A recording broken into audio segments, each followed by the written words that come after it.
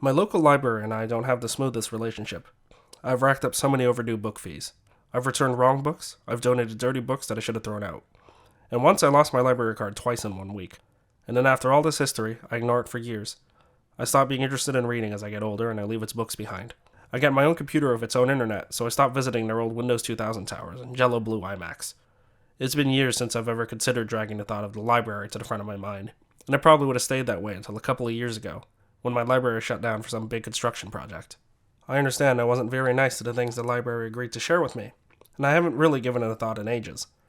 I probably deserved this sort of response. I get it. It was too nice to me, and it had enough. It's tough being a library these days, and to get my attention back, it had to change things up in a big way. This is Yorkwood's library now, fresh out of a very thorough 3-year-long renovation project. It's basically an entirely new building, and it hit me as soon as I walked into the building that the library I knew from my childhood no longer exists.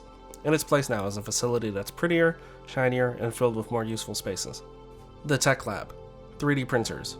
Walk up to one of these machines, press the right buttons, and in a couple of hours a little toy appears that you can take home, permanently, with no returns or late fees. This library runs workshops for 3D printer training, and from this, many young 3D printing enthusiasts and regular visitors to the space make it lively and feel like a real community. I would show you the kids working in the space, learning 3D modeling and printing, but there are rules about filming strangers, so you're just gonna have to pretend they're here. Here's another empty room that would also be busy if I wasn't pointing a camera at it. This is the use space on the second floor, with a wonderful mural painted by brilliant community artists. And in the basement, more rooms. A bit more drab without a mural of its own, but it's a lot quieter. There's also more study rooms scattered around a building that I couldn't film. The library has a lot of quiet spaces available to the community that can be booked out for any use, which is great for me since there's a ton of construction outside my house now, and I don't have a quiet space of my own anymore. I'm rediscovering my new library as a place to just sit down, get some work done, mess around with a 3D printer, and also borrow a guitar. Then I can play with this funny little tube thing. That's neat. And if I ever get the chance, I could also see something in the theater.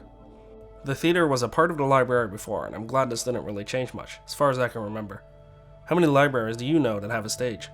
This building regularly shows movies here for the community, and if you want to show your own movie or put your own stage play on, you can. I'll wrap this up by saying that I miss the old library like I miss my childhood. Occasionally and intensely, but in the end, I'll remember that it wasn't really that great anyways, and there's a reason I moved on from it. But when the spaces around me change to meet my needs today, and offer things I didn't know I wanted, I'm appreciative, and I'll be visiting this new library many times, as will any other space I run across that's new and improved.